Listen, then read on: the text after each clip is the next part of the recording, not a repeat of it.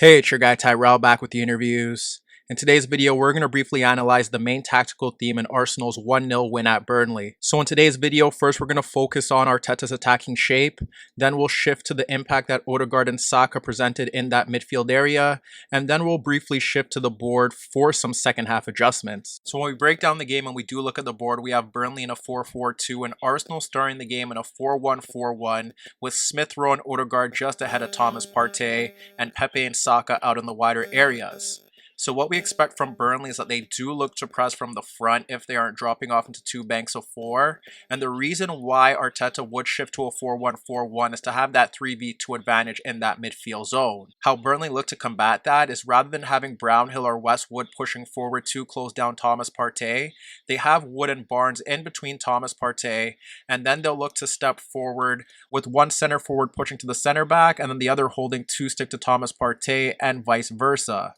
What we ended up seeing from Arsenal here was that their build-up play was slow and it was looking to pull Burnley in towards them so that they could pull them out of position. But what we ended up seeing from their shape was at times it did look like a 3-2-5 with Tomiyasu holding a deeper inside right position because Pepe was holding the touchline and Tierney was able to push forward down the left, and that's where you end up seeing Thomas Partey and then Odegaard shifting into that midfield zone while Smith Rowe was pushing into that McNeil-Brownhill gap. And one of the key factors to Arsenal's overall shape was that Bukayo Saka did have a free roll shifting laterally between the lines, at times looking to drop off into that Goodmanson-Westwood gap, but for the most part looking to receive the ball behind Brownhill and Westwood between the line. Ultimately, this is what you did expect from Arsenal with Odegaard and Smith Rowe in between the midfield and the wide gap, Saka looking to receive the ball between the lines to help out Aubameyang, and then you would have the width from Pepe and Tierney. Everton and Leeds did have success with Damari Gray and Rafinha drifting laterally from those wider areas to receive the ball between the lines to break free, and specifically Leeds had Rodrigo in behind Brownhill and Westwood looking to receive the ball in those areas to break forward to help out Bamford. But what you ended up seeing here was that along with Saka's movement in between the lines laterally, Odegaard ended up dropping off into an inside left position on the outside of Gabriel, and at times Arsenal were more of a 4-1-5 with their build-up. Here's an example of Odegaard dropping into that inside left position ahead of the midfield bank, and you have Saka and Smith Rowe dropping into the pockets of space between the central midfielders and the wide players, Aubameyang checking into the ball between the midfield duo, and then Tierney pushing forward down the left. And then this time you can see Odegaard in Burnley's half just ahead of the midfield bank, and once again you have Saka in that gap between Tarkowski and Loughton, Aubameyang occupying the center backs, and then you could see Smith Rowe in the Westwood McNeil gap. That's where you ended up seeing Tierney bombing forward. You had Odegaard in that inside left position, and he was pulling out Goodmanson, so that did present Arsenal the ability to play balls out to Tierney, and he was able to push forward to run at Loughton. We witnessed Gabriel play some passes, Thomas Partey and Odegaard on occasions, and we witnessed Tomiyasu playing diagonal balls over the top to play Tierney in down that left channel. But the reason why Odegaard was integral in that inside left position was that he was receiving the ball without pressure, and then he was looking for Aubameyang checking in, or Saka in that gap between Tarkowski and Loughton. Here you can see Odegaard receiving the ball from Tierney just ahead of Westwood and Goodmanson, and with Tierney looking to run off the right-sided Burnley attacking player, you have Aubameyang in that gap between Loughton and Tarkowski, and that's where you end up seeing Saka shifting laterally between the lines. Odegaard plays the reverse ball between Goodmanson and Westwood, and it falls into the path of Aubameyang, and because neither Tarkowski and Loughton step, he's able to drop the ball off to Saka, who's then able to shift the ball out wide. Here you could see Odegaard picking up the ball from Gabriel on the outside of Wood, and he could split Brownhill and McNeil to find Aubameyang or Saka, or the better option would be to play the ball across the midfield duo to find Smith Rowe free in the halfway circle. However, he opts to play in Aubameyang, and Aubameyang does a very good job of holding off Tarkowski, and you would expect him to lay the ball off to Saka, but he ends up turning away from the center back and sliding the ball into Smith Rowe, who should be breaking forward from the halfway circle. But as you can see here, McNeil does well to track back to block his pass out to Pepe. The key for Saka here was not to be too close to Tarkowski, because if he was, the center back was willing to make a challenge. Here you see Odegaard ahead of the midfield bank with Tierney looking to make a run forward beyond the Burnley backline, and Saka in between Loughton and Tarkowski.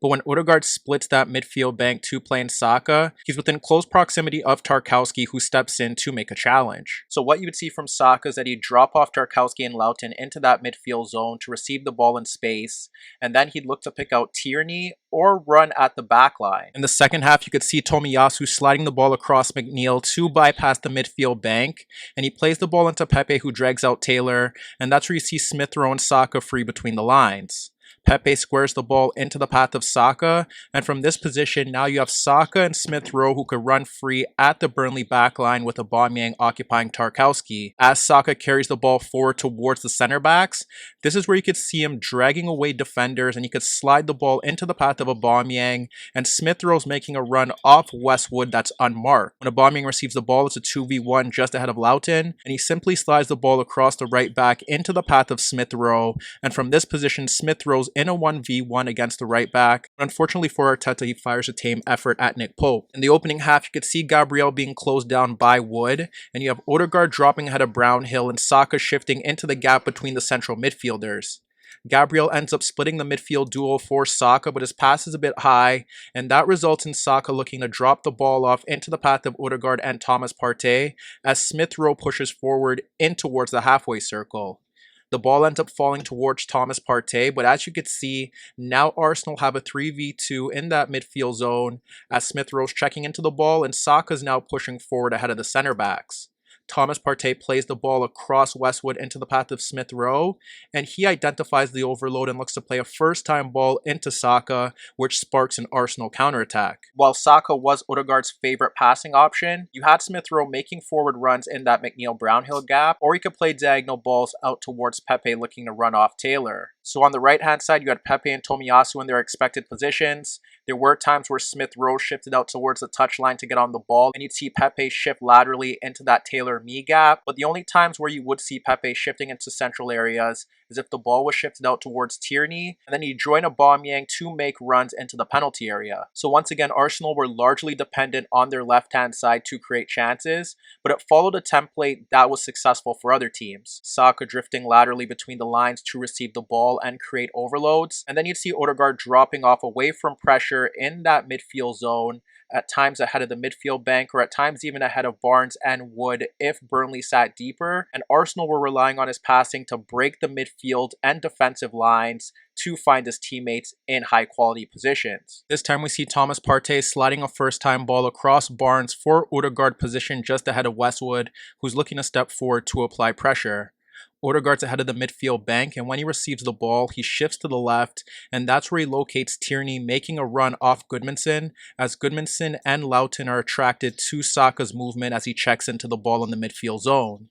Odegaard then looks to clip the ball over Goodmanson for Tierney's run into the left half space, and as you can see closely, Tierney's looking to take his first touch across Goodmanson to break into that zone to deliver a ball into the 6-yard area. When Tierney bypasses Goodmanson, you could see both Nicolas Pepe and Aubameyang breaking towards the 6-yard area, but Tierney looks to play a ball through that area that sees Pope kick the ball away into the path of Pepe from point-blank range, but he nods his effort wide from this position. In the build-up to Arsenal's winner, it's Odegaard picking up the ball on the outside of Wood from Gabriel just ahead of the halfway line, and as he receives it, he turns, and that's where he is faced by two Burnley midfielders, but he plays a reverse ball between them for Saka, dropping off Loughton and Tarkowski. As you can see, Saka receives the ball between the lines, and he has space to turn because you have Aubameyang occupying Tarkowski and me, and what's integral here is Aubameyang's movement, because when he makes that forward run, he drags away both center backs because it allows Saka to run into space between me and Taylor,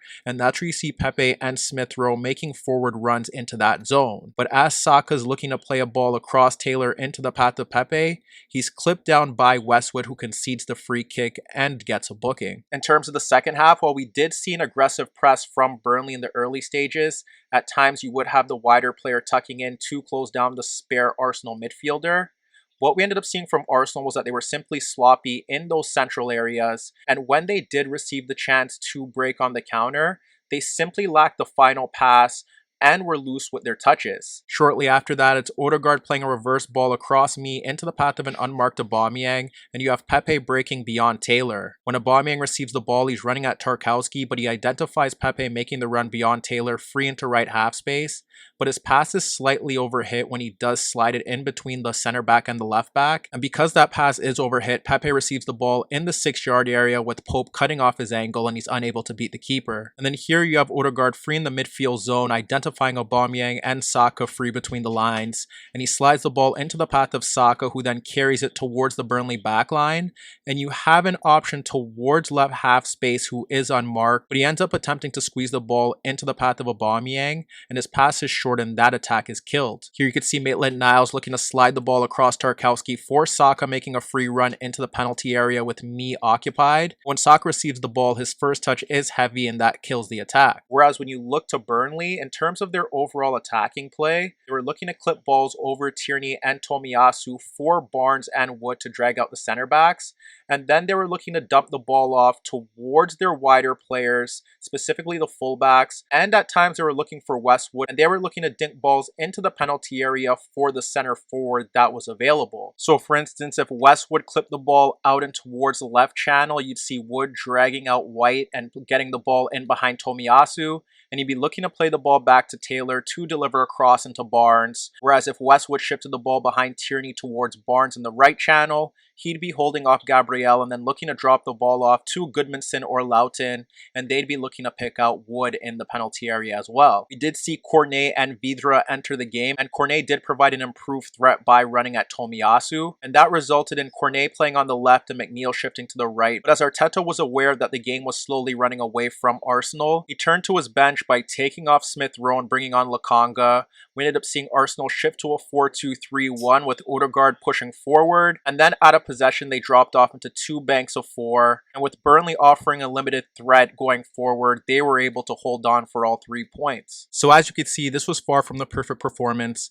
but a combination of Saka and Odegaard's movement and the latter's passing was enough to expose Burnley's reoccurring issues in central areas. Hi everybody, thanks for watching, and subscribe here for your latest tactical analysis and daily commentary on the InnerViews show. And if that wasn't enough, don't forget you could find more organic, unfiltered soccer/football analysis on the InnerViews podcast, the best soccer/football podcast in the world, available on iTunes, Spotify, iHeartRadio, Spreaker, and any Android apps on your Android devices.